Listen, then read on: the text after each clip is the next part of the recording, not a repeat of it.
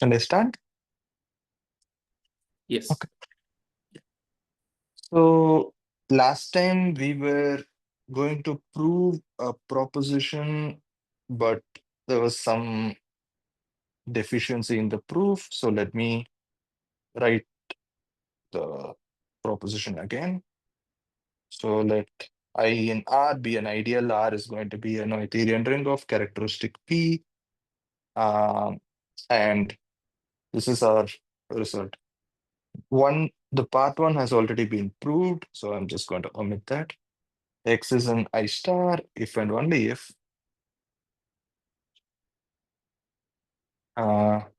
the image of X in R modulo P belongs to the tight closure of I R modulo P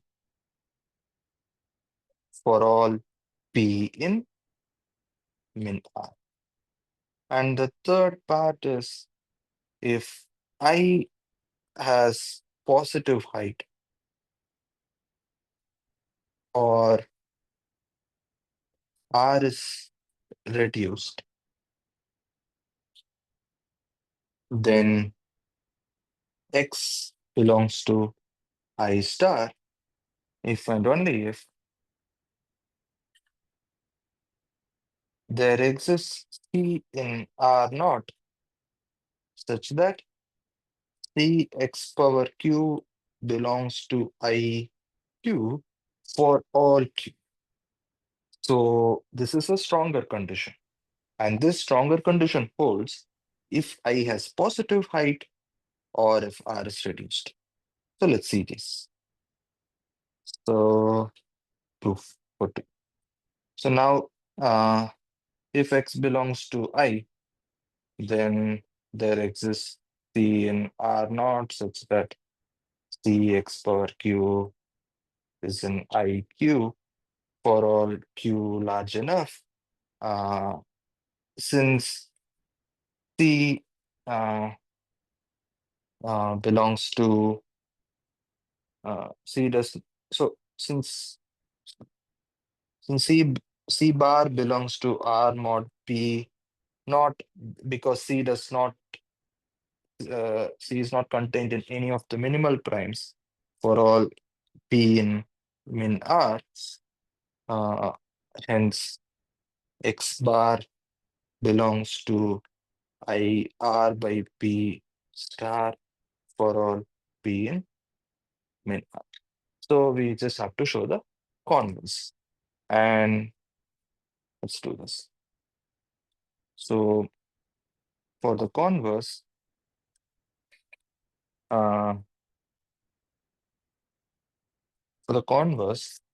uh, let min R be P1 to PS. And let Xi respectively I be the image of X respectively I in R modulo Pi. I'm just so instead of using bar because it may lead to some confusion whether we are talking about the tight closure or bar usually also denotes the integral closure. So we are using this notation. And by hypothesis, there exists Ci in R mod Pi naught, which is actually which is equal to R mod Pi minus 0 because R mod Pi is a domain such that Ci Xi power q belongs to IQ for all q large enough.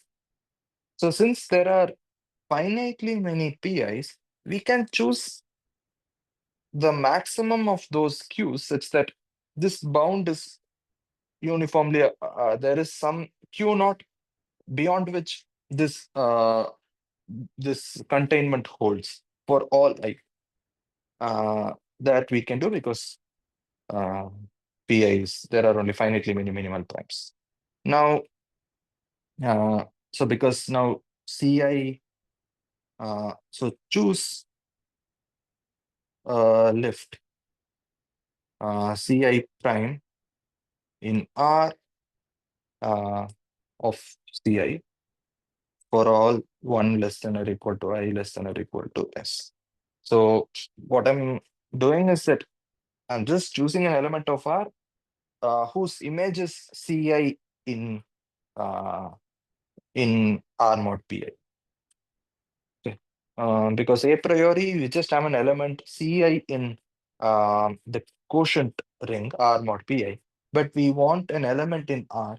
So yeah, we are just choosing an element whose class is the same as Ci. Okay. Now we have Ci times Ci prime x power q is in I q plus Pi for all 1 less than or equal to I less than or equal to S, q large enough. Just this condition, when we trace it back to the ring R, we are going to get this. So, and by the minimality of the primes for each 1 less than or equal to I less than or equal to S, the intersection of all the primes j not equal to I, this is Pj, the intersection of all the primes other than I, this is not contained in Pi. So because if the intersection is contained in Pi, then by prime avoidance, one of the primes should be contained in Pi, but that is not possible because all of these are minimal primes. We can just try to say this is by prime avoidance, or actually by the property of primes, because none of the Pj's are contained in Pi. So you just pick one element from Pj, and you take the product. That product, because none of the individual elements are in Pi, that product is also not in Pi, but the product is in the intersection of the rest of the primes. So yeah. Now choose elements Di inside this intersection. J is equal to 1 to S, J not equal to I, Pj minus Pi. Then now and define C to be summation Di Ci prime, I from 1 to S. So claim is that Are we choosing Ci prime from R naught? no. I'm going to show that C is in R naught. Okay. So yeah. So claim is that C is in R naught. So why is it so? Otherwise, C belongs to Pi for some I. Right? And note that by our choice of D, J belongs to Pi for all J not equal to I. Hence, Di Ci prime belongs to Pi. But Di is not in Pi by our choice, and Ci prime belongs to R mod Pi minus 0, that is Ci prime is not in, and Ci is in here, therefore Ci is not in Pi. This is a contradiction. Therefore, C is in R naught. So this was the part I was struggling with in the last I session. think Yeah. Ci prime not belonging to Pi is not contradiction because Ci is non-zero in R mod Pi, right? Yes. So Ci prime is not belonging to Pi. That is fine. That is fine. And DI is also not in PI, but the product is in PI. That is the contradiction, Oh, oh, okay, okay. right? So Yeah. So okay, like DI CI prime is in PI, but we've shown that DI is also not in PI, CI prime is also not in PI. That is a right, right. contradiction, and therefore C is in R naught. And now we will look at the product Cx power Q. That is going to be summation DI Ci prime x power Q, where I runs from 1 to S. And this now belongs to, of course, IQ uh, because of the IQ, plus it is going to be in the it summation I from 1 to S DI PI. Now this is a subset of IQ plus intersection I from 1 to S PI. That is because DI is contained in every other prime other than PI. And the product, therefore, is it belongs to the intersection of all the primes. But what is the intersection of all the minimal primes? It is IQ plus um, the nil radical. So now choose Q naught, which is say P power P naught large enough such that the radical of this power, the Frobenius power is 0, which we can do because the Frobenius um, takes the nilpotence to 0 when like the iterated Frobenius for large enough E naught, it will take the nilpotence to 0. Uh, so now, therefore, C power Q naught times X power Q naught is contained in I power Q naught plus radical of 0 power Q naught, which is just I power Q naught for all Q large enough. Therefore, X belongs to I star. So that is the second part. And the third part is, um, yeah, okay. So I'll just show the claim of third part again. Uh, the claim is that if I has positive weight or R is reduced, then X belongs to I star if and only if this condition holds. The if condition is clear, which means that if there exists a C in R naught such that this containment holds for all Q, then it of course it holds for all Q large enough. Therefore, X belongs to I star. So we'll just have to prove the only if part. So here, if part is clear. So for the converse, now suppose X belongs to I star. Here, then of course there exists C in R naught such that C x power Q belongs to IQ for all Q large enough. Let me rephrase this now. Uh, so C in R naught and Q naught greater than 0 such that Cxq belongs to IQ for all Q greater than or equal to Q. Okay. So now assume that I has positive height.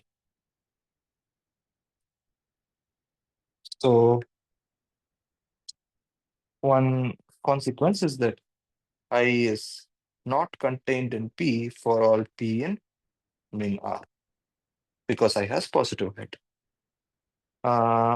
So I is not contained in the union of um, P in min R by prime avoidance. Hence, we can I intersection R naught is not empty. So we can choose an element D in this intersection, I intersection R naught. And what we can see is that D power Q naught also belongs to R naught uh, uh, and this same element D power Q naught belongs to I, not Q naught, D power, okay, D power Q naught belongs to IQ for all Q less than or equal to Q naught. So now we can set the element E to be C D power Q naught. Of course, this element also belongs to R naught because R naught is a multiplicative set, multiplicatable person. And then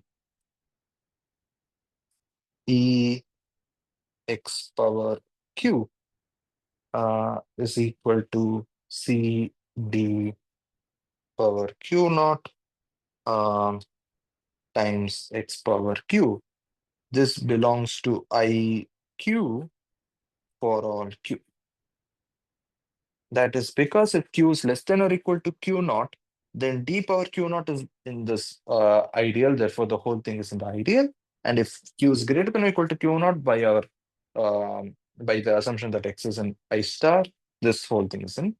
Therefore, our we have an element E such that this holds.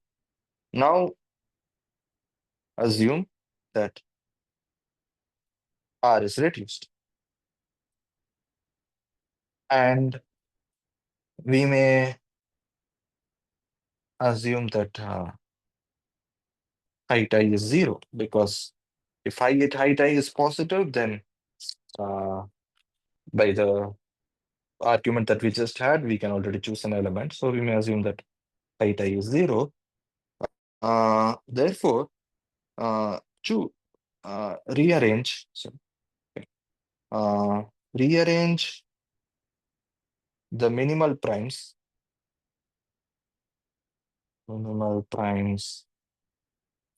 P1 to Ps of R such that I is contained in Pi for say 1 less than or equal to I less than or equal to T, and I is not contained in Pj for T plus 1 less than or equal to J less than or equal to X. So which we can do. And of course, T is going to be strictly less than S, because note that T is greater than or equal to 1 and T is strictly less than S, since intersection of all primes I from 1 to S is going to be the nil radical of the ring R, which is 0, since R is reduced. So if I is a non-zero ideal, it cannot be contained in all the minimal primes. So therefore, there must be some minimal primes in which it is not contained. So that is, yeah. So, and of course, now we can see that X belongs to I star, which is contained in the radical of I, which is therefore contained in the intersection of ideals, which is I from 1 to T. Because I is contained in these primes, therefore the radical is also contained in these primes. Okay. Of course, and yeah, what else do we know?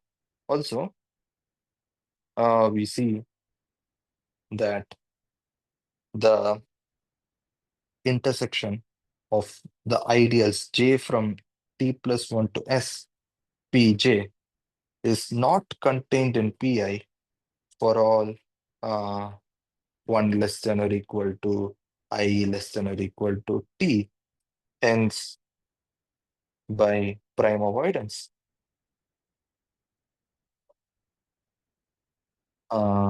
We have that intersection j from 1 to s, p not 1, intersection j from t plus 1 to s, pj is not contained in the union of pi's from 1 to t. So choose an element t inside this intersection p j equal to t plus 1 pj minus union I equal to 1 to t pi. So we can choose an element d in this set, and we see that dx. Oh, okay. Remember that x is in I star. Okay. So dx is now contained. If you remember, x we just saw is in the intersection from 1 to t of pi. Okay. On the other hand, d is in this intersection from t plus 1 to s. Therefore, their product is actually is in 1 to t pi intersection j equal to t plus 1 to s pj, which is just intersection I from 1 to s pi, which is 0, the 0 ideal. Therefore, dx is 0. And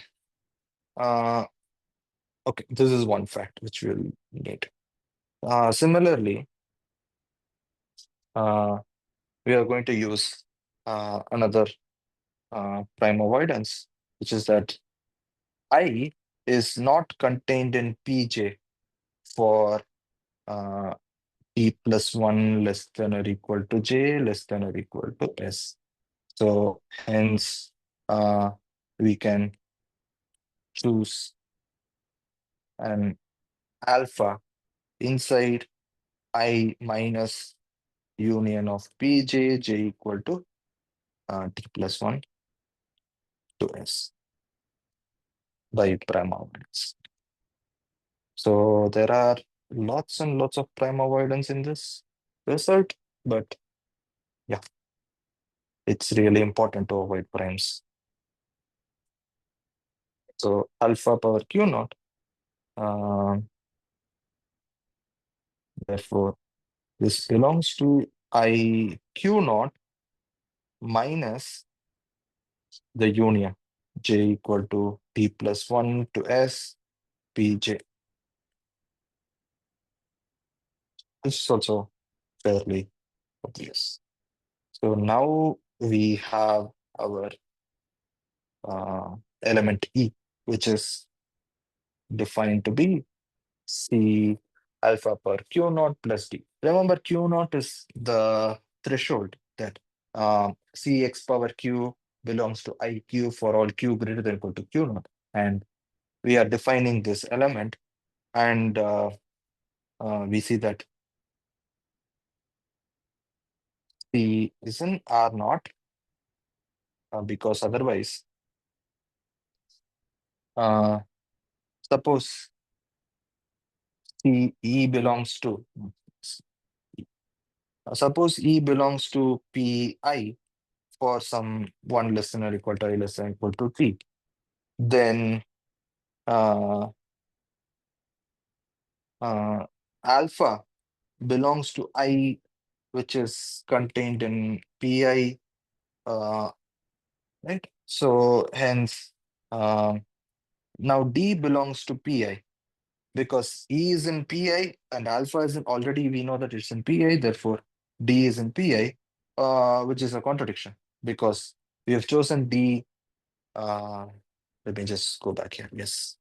We have chosen D outside the union of the first T minimal primes. So that is the contradiction.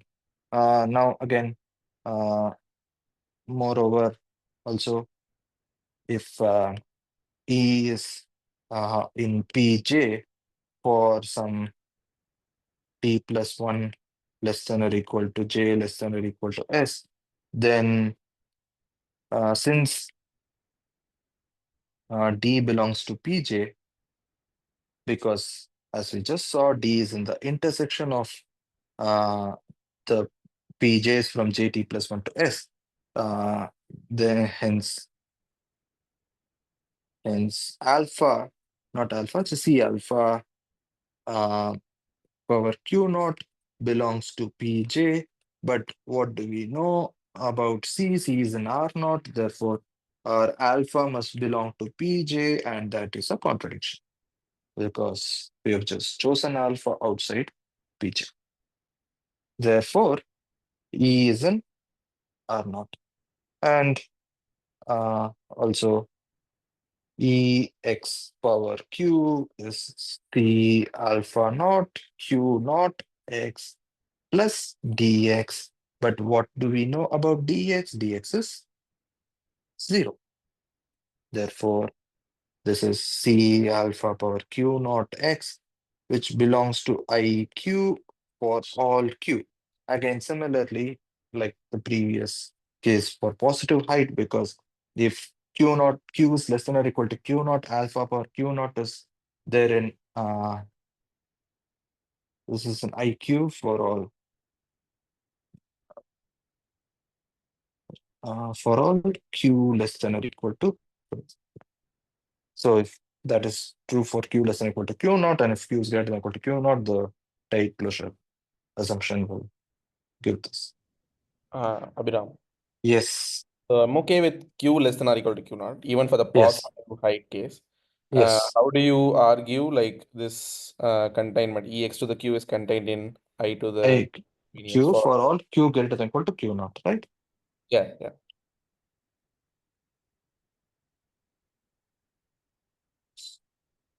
Can you see this green highlighted thing?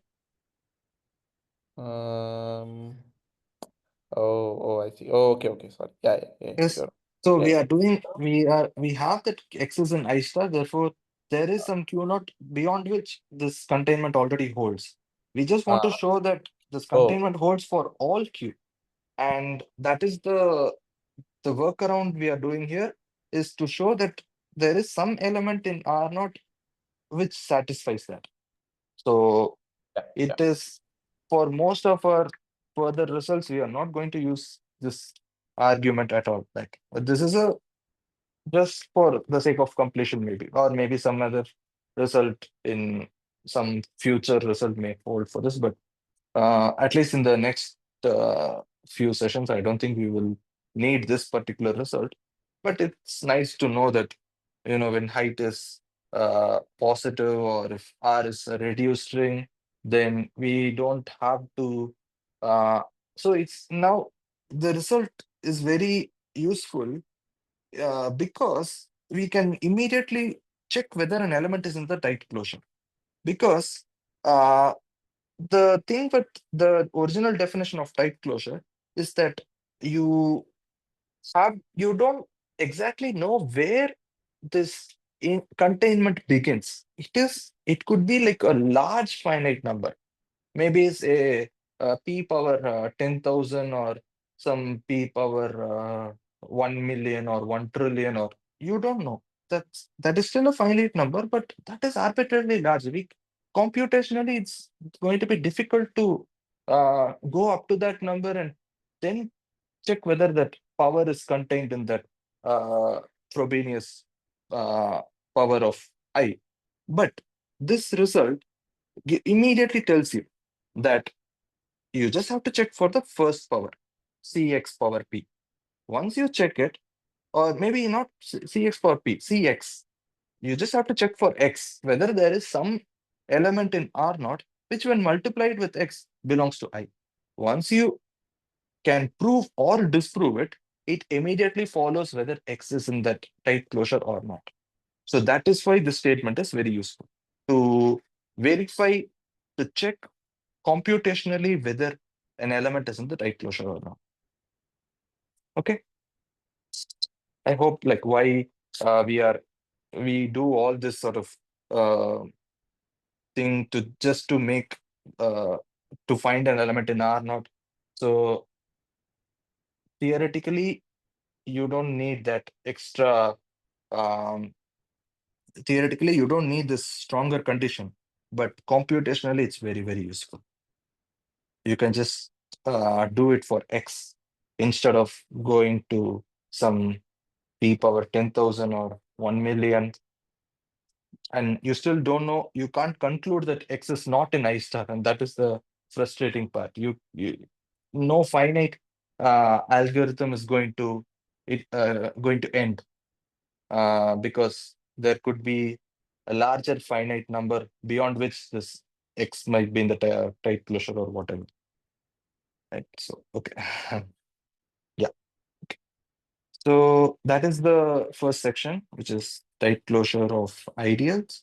And now we will go to the second section, which is Kunz theorem.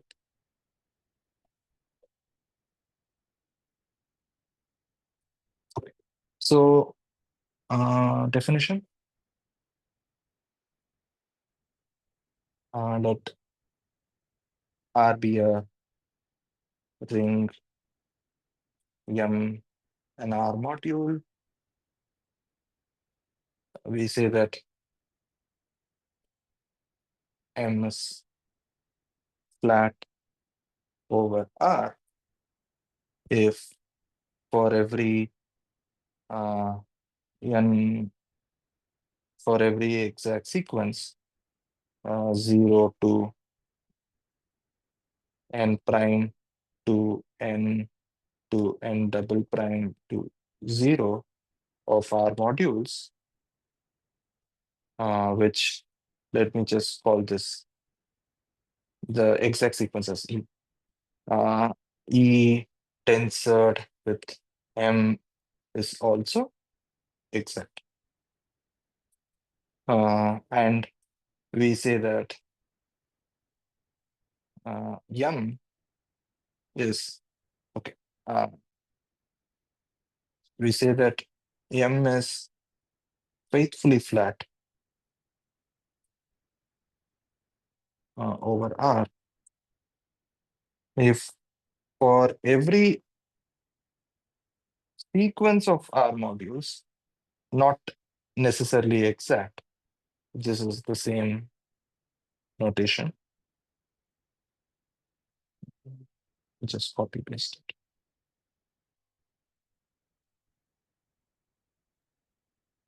For every sequence of R modules, this is exact if and only if this tensor with M is exact. So this is the definition of flat modules and faithfully flat modules. And another definition is let F from R to S be a ring map. Then we say that F is a flat map if S is flat as an R module via F. Okay, same with F being, same with F being faithfully flat. Okay. Maybe not faithfully flat, which is denoted as F flat or FF. Okay, so this definition is crucial because of so when we say that S is flat as an R module via F, this part is crucial. The via F is crucial because of the Frobenius. So basically, for example, there are characteristic P rings R which for which the Frobenius F R to R is not flat. But if you think about it, but R is flat as an R power P module. R power P being the image of R. And this is sort of,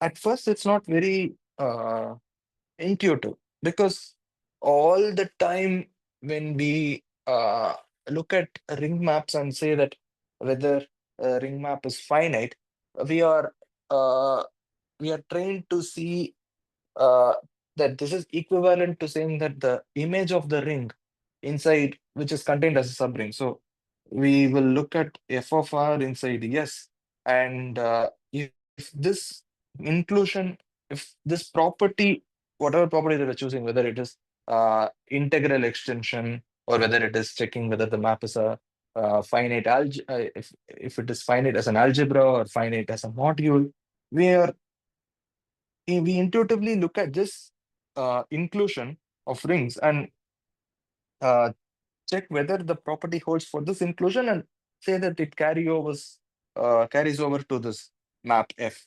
But for flatness, that is not true. And this is one question which I've uploaded as an exercise. Maybe we can discuss this in the next session. But this is a fact that there are rings for which the Frobenius is not flat, but R is flat as an f of R module, meaning that uh, for flatness, you really need this action via the Frobenius to be flat. Okay, but there is a workaround in the sense that if F is injective, however, if F is injective, then F is flat if and only if R is flat as R power P module. And this is also not very difficult to see because once you have that the Frobenius is injective, you can identify the source ring isomorphically with its image. And so because it is an isomorphism, flatness is preserved, which means to check that the map F is isomorphism as a flat is equivalent to checking whether the image, so checking whether R to RF is flat is equivalent to showing that the image of R inside R is flat because R is isomorphic to f of R via this map F. And yeah, so this is one Bourbaki bend, which should be careful.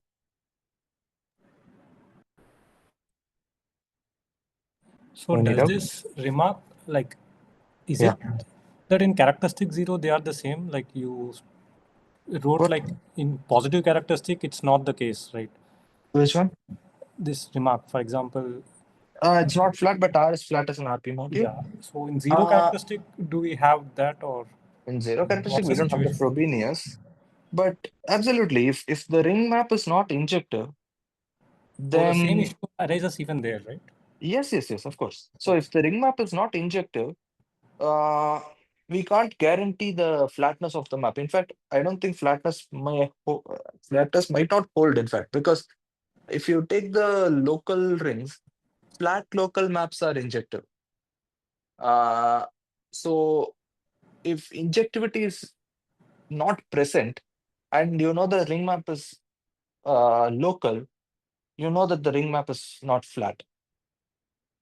Okay. Right. So injectivity, once you have injectivity, you can then identify the ring with its source ring with its subring and then subring inside that target ring, and then you can think about flatness as sort of the inclusion. But otherwise, the map is going to be important. Mm. Uh, okay. I think we can take the example R going to R mod I. So R mod I is hardly flat over R, but R mod I is Yes. flat over itself. Or some like uh, oh, okay, So yeah, of course, yeah. Of course, that is the trivial example. So R to R mod I, uh, R to R mod I is not injective, uh, whose image is R mod I, uh, and so this map is not flat, which you can just check by tensoring it with the short exact sequence, I to R mod I. Just check. But R mod I is free over R mod I. So, example. Okay. So, yes. And now we look at some, uh, we, uh, so we give some results on flatness. Proof is in section 7 of Matsumura, or even the lecture notes of Terminator De Stefani. So, proposition, let F from R to S be a ring map, then F is flat if and only if for all M in max spec yes, and P being F inverse of M uh, in spec R, the induced map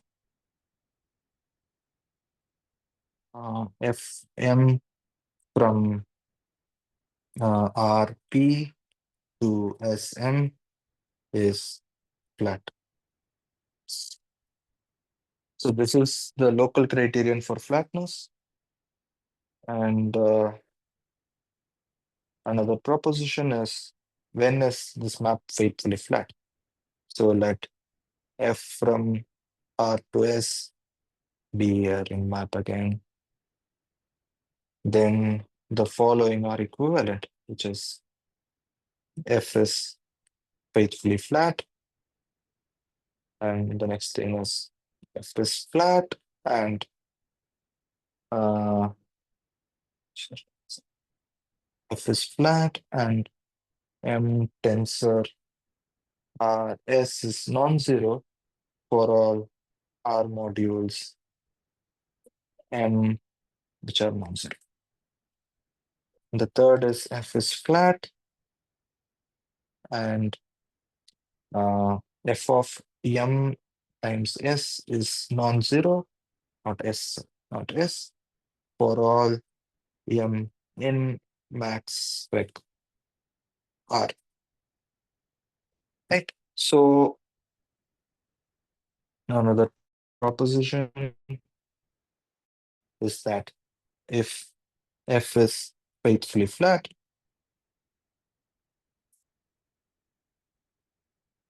then F is injective.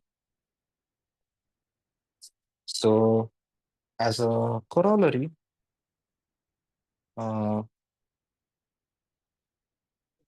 if F from R comma M to S comma N is a flat local map, then F is faithfully flat. In particular, F is injective. This is by the proposition 3. So because this is flat and local, the local property implies that f of m is contained in n, therefore n dot s is not equal to s, and therefore you have that it is faithfully flat, and the next proposition says that it's injective. Okay. So a remark is for a local ring R comma M, it's the map, natural map from R to R hat is faithfully flat.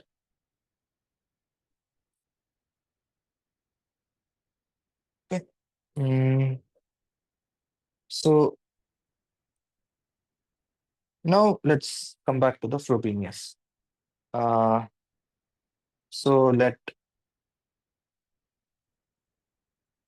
let R be characteristic P ring and F be the Frobenius. Then F inverse of M is equal to M for all Mn max spec R. So F is flat if and only if Fm from Rm to Rm is flat for all Mn max spec. Moreover, the map Fm is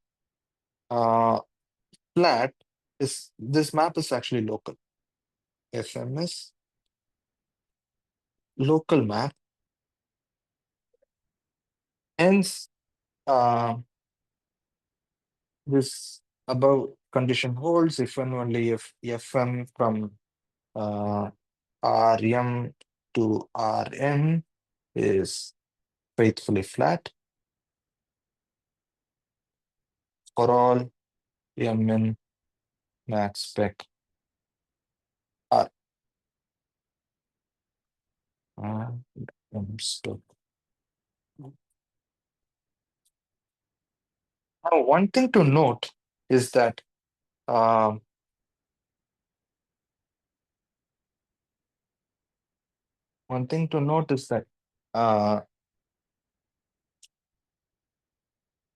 if F is flat, then F is injective. Because on the right side, you have that this is faithfully flat, therefore it is Fm is injective for all M in max spec R, which shows that F is injective, which therefore This is if and only if R is reduced. Okay. So yeah, these are the background results which we need. And do I have the time to do this? Maybe I'll just state the Kunz theorem and I'll prove the theorem next time. So this is theorem of Kunz, which is R is regular if and only if uh, F the Frobenius math is flat. And let me just give a very simple reduction.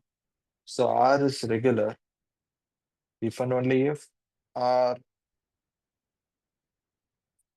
localized at M is regular local ring for all M in max spec R, and F is flat from R to R is flat if and only if F localized at M from Rm to Rm is faithfully flat for all M in max spec R. So, without loss of generality, we may assume R is local. And yeah, we will see this proof next time. In one direction, it's easy, that showing that the regular implies flatness is easy. The other direction needs a lemma of Lick, and we will see that lemma, and then we will also see the proof of the lemma. Okay. Yeah. So that is today's session. Any questions, doubts, suggestions? Yeah. If you have some examples or some questions which you would like to be solved in the tutorials, you can send me the problem, or you can share it now or sometime later whenever you feel like it. And yeah, I'll also add those questions in the sheet, exam sheet. Yeah, so that's today's session. Maybe you can stop the recording now. Yeah, I'll stop the recording. Okay.